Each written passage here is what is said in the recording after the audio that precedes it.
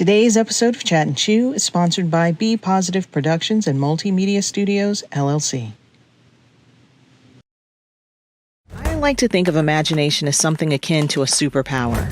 Used in the right context for good, it can help bolster our aspirations and propel us closer to our goals. We visualize the outcome of our accomplishments and work toward attaining said thing. However, when used to propagate untruths, reality can become distorted. We no longer know what's real and what's not. The more often we repeat something to ourselves, the more likely it is to become our truth, and the lines between perception and reality begin to blur.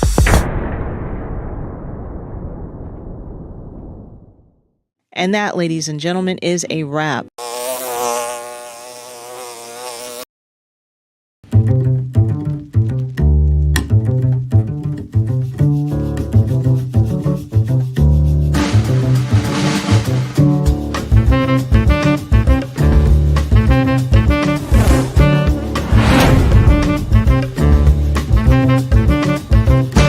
Please make sure you follow us on Facebook, like and subscribe to our YouTube channel, and of course, hit the bell to activate notifications that will remind you when we're on. Please be sure to leave us a comment to let us know how we're doing. We'd love to hear from you.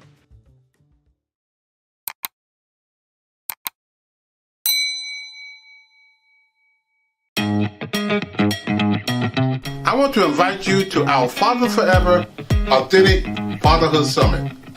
This summit is for all fathers, new fathers, struggling fathers, our good fathers who want to be great fathers. We will take a deep dive into the purpose of fatherhood through our roundtable and panel discussion. We want to further empower you to be the best dad you can be. Also, if you know of a new father or a struggling father, invite them. If you know of a great father, invite them as well, so we can glean from their insight during our question and answer sessions. It's going to be a great summit as we share in the brotherhood of fathers. Can't wait to see you there.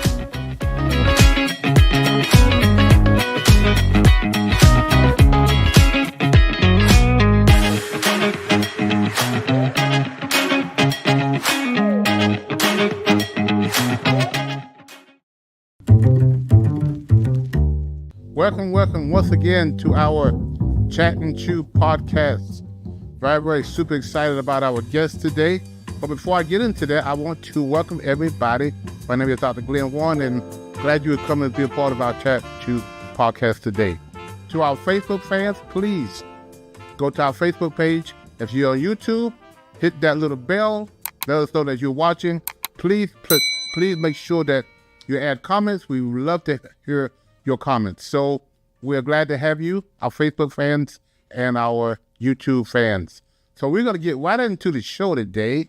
I have our guest, Mr. Jon Powell.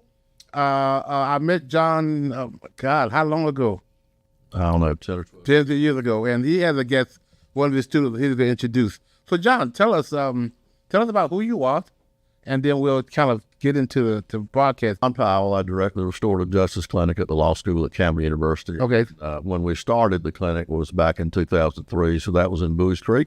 Wow. Where Campbell's located. We moved to Raleigh in 2009. The law school moved to Raleigh in 2000. Okay. You and I met shortly thereafter. I've been directing the clinic since its beginning in 2003. Right. I have one of my clinical students with me today, if it's okay. I'd like for Yes. My name is Dakhari Davis. I'm in my second year of law school. Last semester, I took his Restorative Justice Clinic, and this semester, I'm doing an independent study under the Restorative Justice Clinic. Wow. I have a friend of mine that's a lawyer, and we sit down and talk about things a lot of times. And what made you decide you want to be a lawyer, Jon?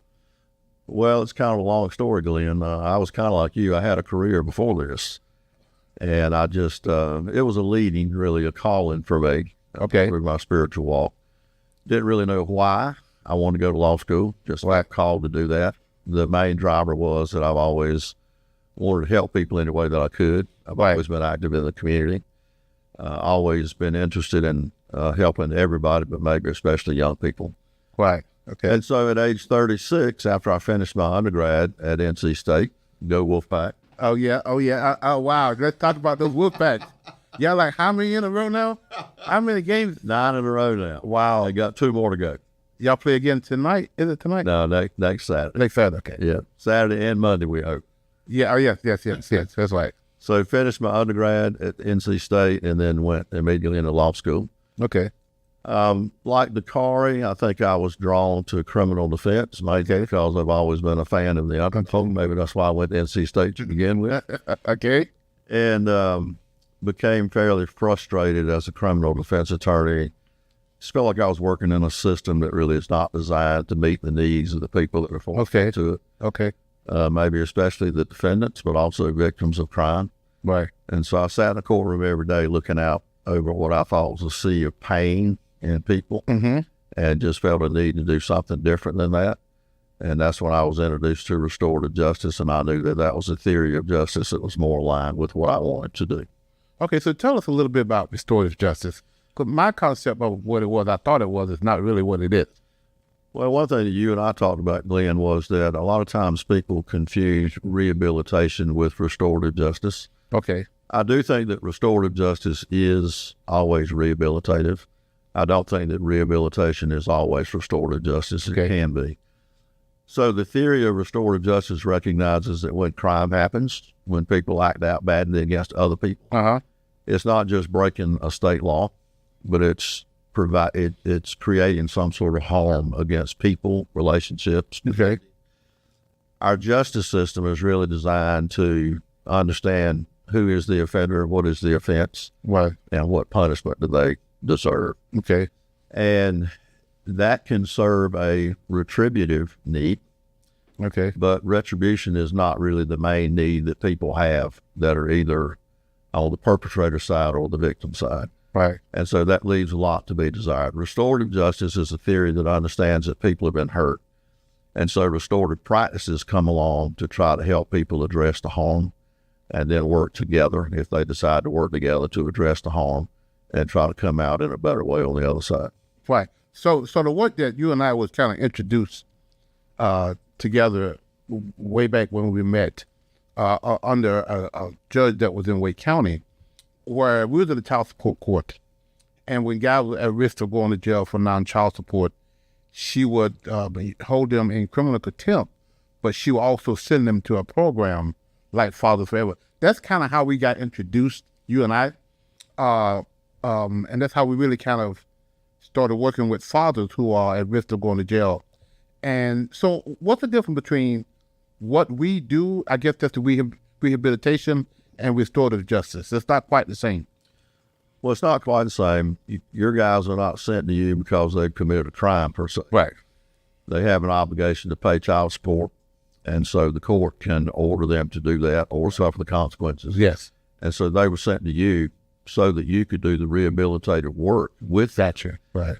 to help them provide some sort of restoration Right. Okay. with former spouses or folks that they've had kids with bridges that have likely been burned between family members and friends. Yes. And so a lot of the work that you do does result in restoration. So I would say that you are involved in a lot of restorative work. Okay. But I think it probably falls under the big umbrella of rehabilitation. Okay. We're not dealing with crime that's hurt people. We're dealing with other things that have hurt people. Right. Right. And you're helping them to get on a better path, just like what we're trying to do in restorative justice work after a crime has been committed, trying to help the offenders understand how they've hurt people, trying to give victims a voice in their own case, Right. and then helping them to enter into a space that they can work together to address those things. Right. Right. So our audience, what we have done over the last 15 years is guys who are at risk of going to jail, they send them to us, and we will take them to a 12-week fatherhood class where they'll complete their training. And we've had over 20 graduations over the last 15 years. And a lot of times we have actually used your facility for the graduate. We would have, 25 or 30 guys that come in that will graduate. We have the big celebration. And that's how we kind of got connected with Campbell University, and I'm glad to be a part of that. So tell me about the work that you do now on a regular basis. I was talking to you earlier, and it's fascinating how this works. where an offender and a victim of an offender and now are sitting together in the same space talking about that. What did that look like? And that sounds crazy to a lot of people. And when we first got started a little over 20 years ago, it was kind of crazy because nobody around here was doing this work. We did have programs in other parts of the country and other parts of the world that we could learn from, and we could use those models. Okay. When we started, it was a crazy sounding idea. So we started with juveniles. Most people want to give kids another chance. Gotcha. And so our courts bought into that. They signed off on the local rules that we drafted to give us the ability to do this. And so we were a diversion program for the juvenile court in Harford County. It has spread from just doing juvenile cases to actually doing murder cases and a rape case that I talked to you about a while ago. We'll talk a little bit more about that. Okay. At the time. So we do a pretty broad range of restorative work. We go into schools.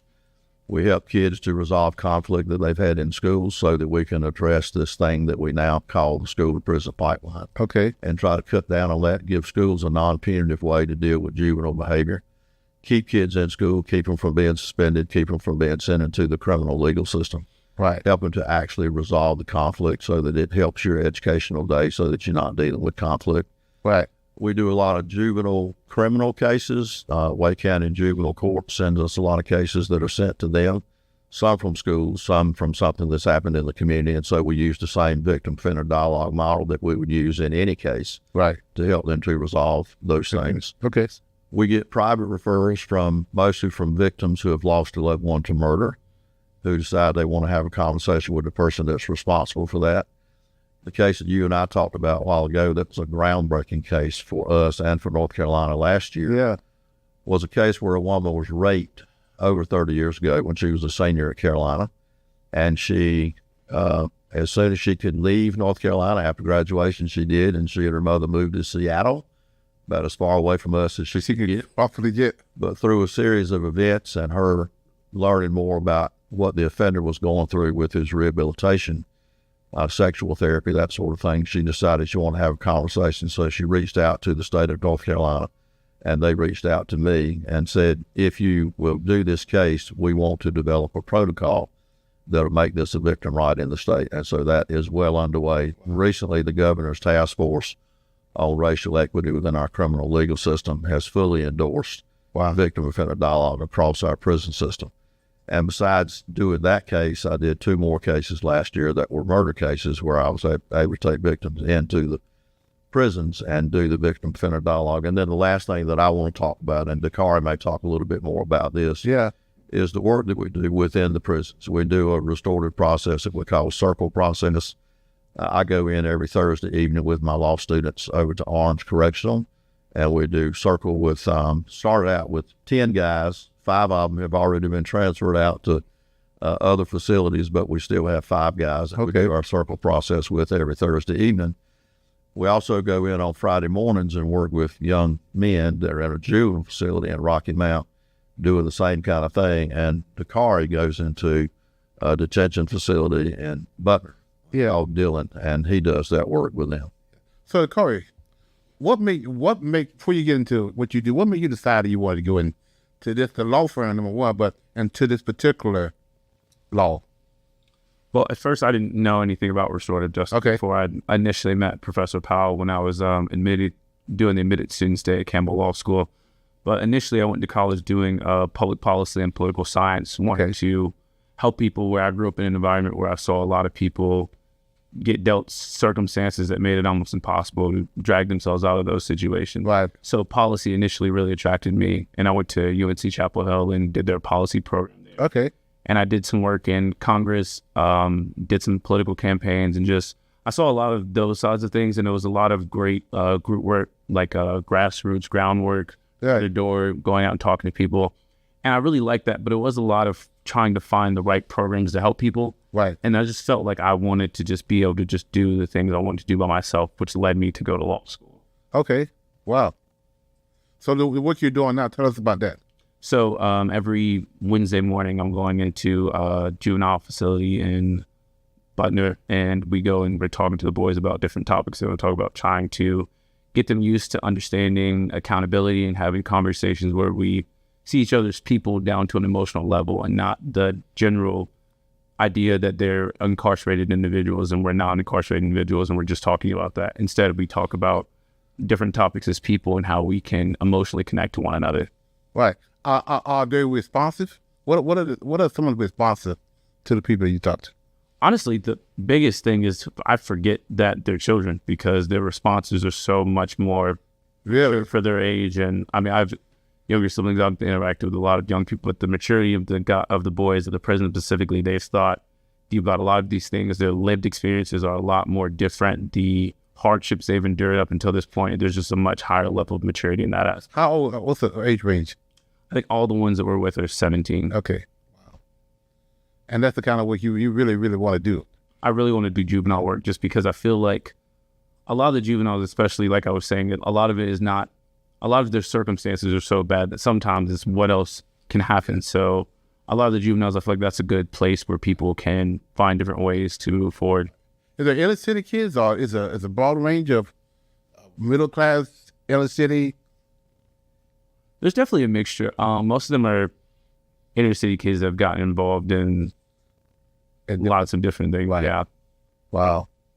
So John, how do it feel like, as an older statesman that you are, to be able to point to the younger generation of this kind of work? And what is the transformation? What's some of the things that you would love for the next generation to do that perhaps you guys haven't had the opportunity to make the big change?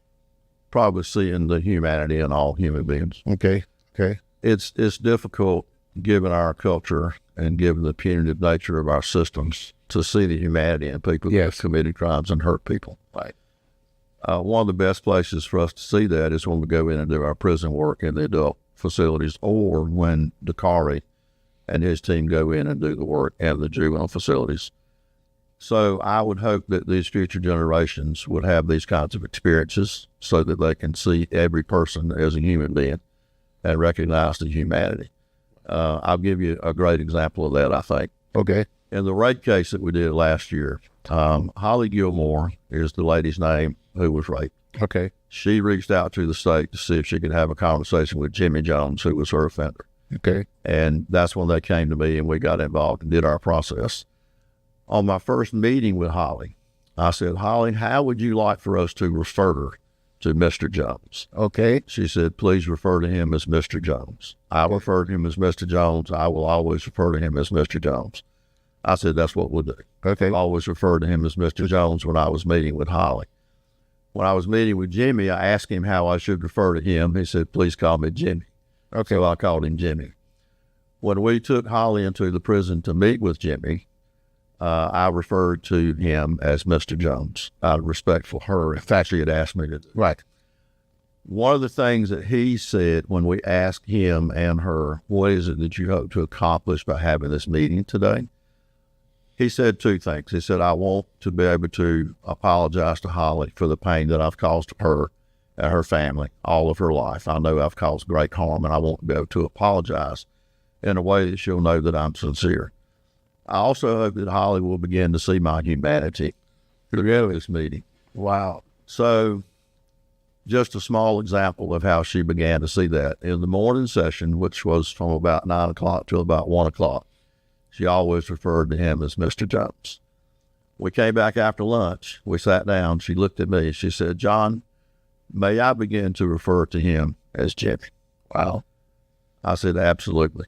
So that was the first time that I had seen that she was beginning to see his humanity. Further evidence of that was stories that she had told us, hardships that she had had over 30 years, that I never thought she would share with Jimmy. She shared with him. Wow. She shared with him that she was battling cancer. She shared with him about the death of her father. She shared some very deep things that she had instructed us not to tell him. And then she told him herself. And she will tell you, and she's done presentations, and she'll be doing another presentation that you and I talked about within the Department of Adult Corrections this month. And she will share these things, and she'll talk about how she did see his humanity. I think it's critically important that we are able to see each other's humanity. And when you can create a space that people can walk into and they can feel safe and they can begin to see each other as human beings. Yeah. That's when the humanity shines through. You asked a question when we first got started about how does it feel to pour into these young people? Yeah. That's a great way to put it. And I must tell you, Glenn, that when I said, yes, I will be the director of this program, when they asked me to be the director back in the founding days in 2003, I didn't do it because I wanted to pour into young people. I did it because I wanted to pour into my community and create a program and have something that helped people with their healing. The greatest gift to me has been students like Dakhari and so many others that have come along that I've been able to work with and get to know and pour into. And believe me, Glenn, they pour into me as well. Right. This man is phenomenal. When I needed to think of a student to help me lead a new initiative with Wake County schools in the alternative school system, he's my guy. And so we talked about that over breakfast this morning, and he and I are going to be partnering in this effort for about the next year and a half. Man. And I'm going to be partnering with him, I hope, for the rest of my life to help him do the work that he wants to do in the community. So it's been a tremendous blessing to be able to do that. Yeah. So audience, to set the stage, kind of on the backside of it, actually, Jon has had the opportunity to meet a victim of a person who got raped and the rapist himself in the same room to talk about this ordeal and how it affected. That's phenomenal. I mean, how do you feel when you're sitting there and you're listening to those conversations? How did that make you feel as a person? Well, it certainly makes me feel very good. And the process, Glenn, lends itself to safety, emotional safety, to be able to have this conversation. So we don't just walk people into a room and let them talk. I prepared with them for about 2 years. Wow. Individually, having individual conversations on about a monthly basis to get and share information to get to a point that they could walk into a room and feel safe. So when you walk in the room, you feel pretty good that this is going to be a pretty good outcome. Lawyers are never supposed to ask a question they don't know the answer to. Yes. We try to do that in victim offender dialogue. Right. Yeah. I've heard that. Sometimes you get surprised, and that's human nature. I love to watch Law and Order. It's one of my favorite. I could sit there, like yesterday I was watching a movie. It was a series, and I used to sit and watch Law and Order like 4 or 5 at a time and those, like I said, when the lawyer asks a question, most of the time they already know the answer to it already. So, and I love what you said about making people feel humanized, human. When we do our fatherhood classes, in that space where these fathers are, some of them have been abused themselves. Yeah. Some of them have been neglected themselves. Yeah. Some of them are having substance abuse issues. They got all kind of issues. They've been wrongly accused, not represented, really right by their lawyer, gone to jail where they should have got out on a probation. They're now spending 9 months, a year in jail. And when we sit down and have these conversations, and these guys go from like this, because they don't want to be there, to like this, because now they are seeing the human part of each other, and they're realizing the same thing that I'm going through, you're going to, and that creates that brotherhood of that. One of the reasons why we do this, well, a lot of times gang members, the guys are in gangs, they're in gangs because they're looking for that father figure. They're looking for that guidance. They're looking for that ability for somebody to affirm them. Right. And we try to create that kind of model within our fatherhood classes to give it at least for that hour and a half that they're there, they begin to feel like they're welcome and they are human and they are understood. Right. Which is, a lot of people is like, just hear my story. And that's got to be amazing work for lawyers. I mean, sometimes, people, I think lawyers have a misconception about what y'all do. And sometimes, you're just, out there to get the money. All kind of theories about what lawyers do. We all do that. But the other part of it is that you guys are human too as well. You got family, you got friends.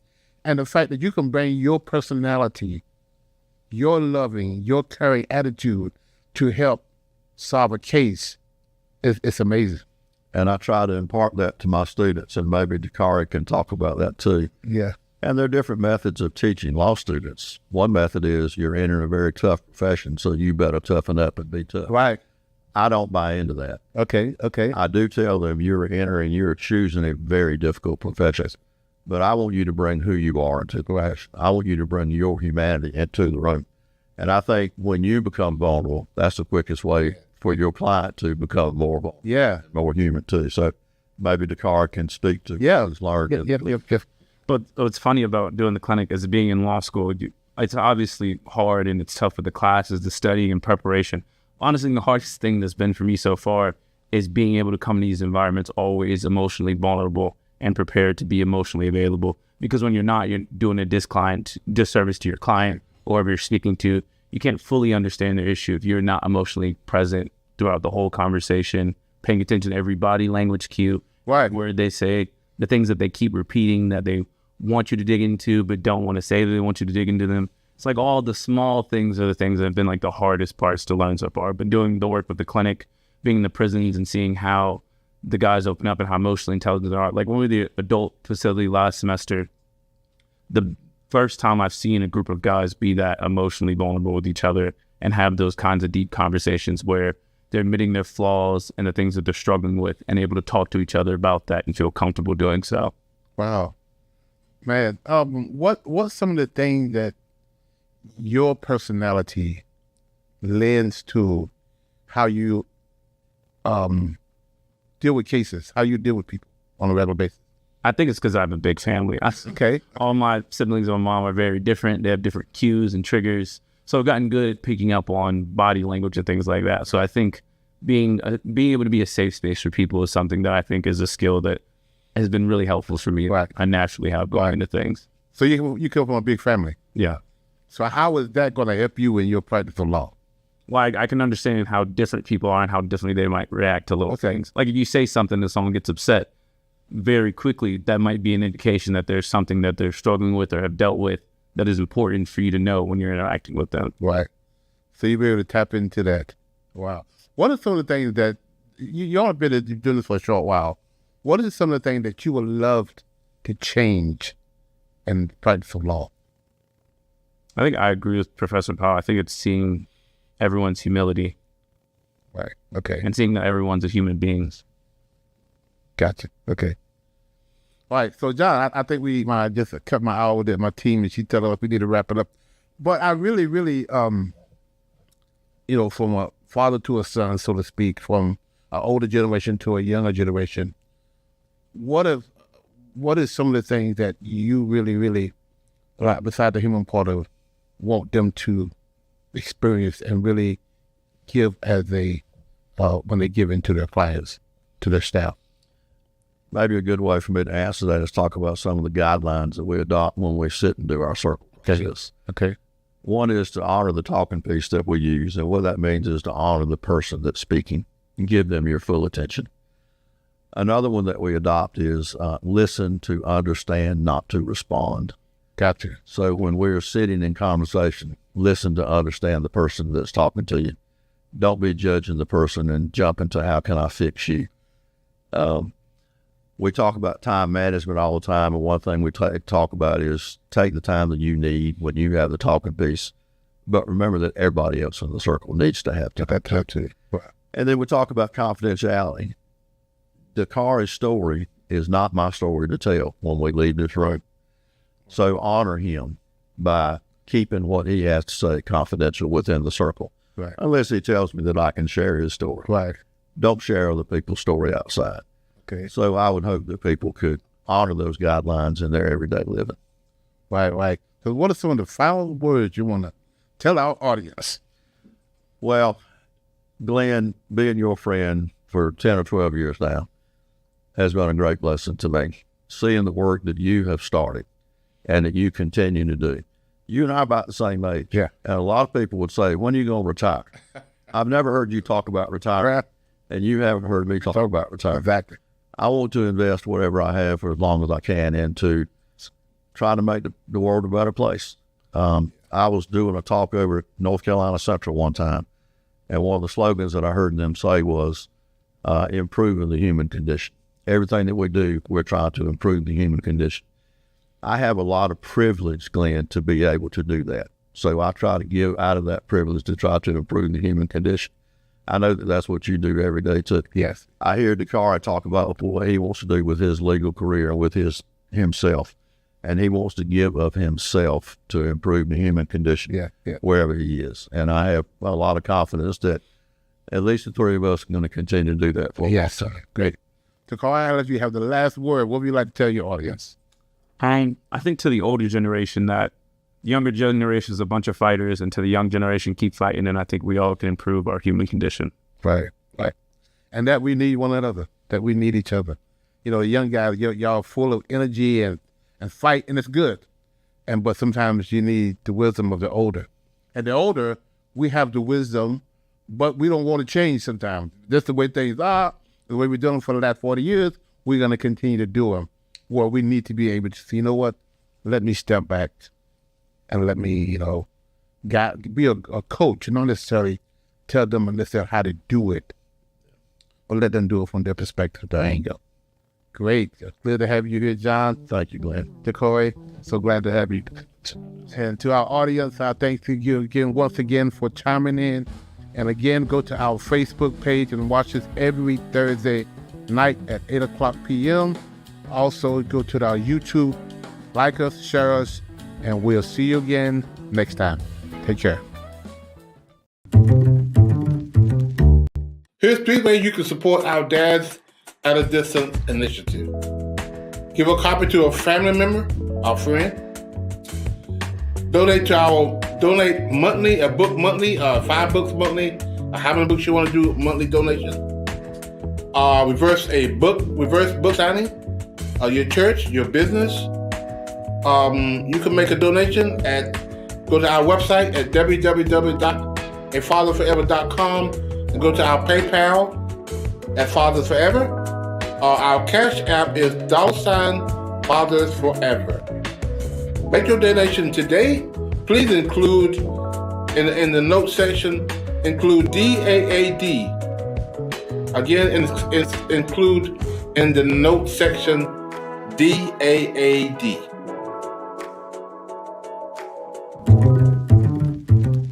If you or someone you know would like to be a part of the show, please visit our website at www.afatherforever.com or call us at 919-779-9905. The Chat and Chew podcast streams Thursdays at 8 p.m. on YouTube and Facebook. To schedule a reverse book signing or to find out more information about how you can become a part of the programs you heard us mention today, please be sure to stop by our website as well. Hello, everyone. This is Glenn Warren, founder and executive director of Fathers Forever. I want to share an alarming reality with you. 627,000 fathers are incarcerated that have kids under 18. Now, there are 56,000 moms incarcerated who have kids under 18. The reality is there are so many more fathers incarcerated than moms. This is why I Am a Father Forever book exists. Now I need your help. I am inviting you to help us get this book into as many fathers incarcerated as possible. Here's how it works. For your donation of $22, we will provide a book to an incarcerated father. Thank you in advance for helping Fathers Forever heal fathers and save families.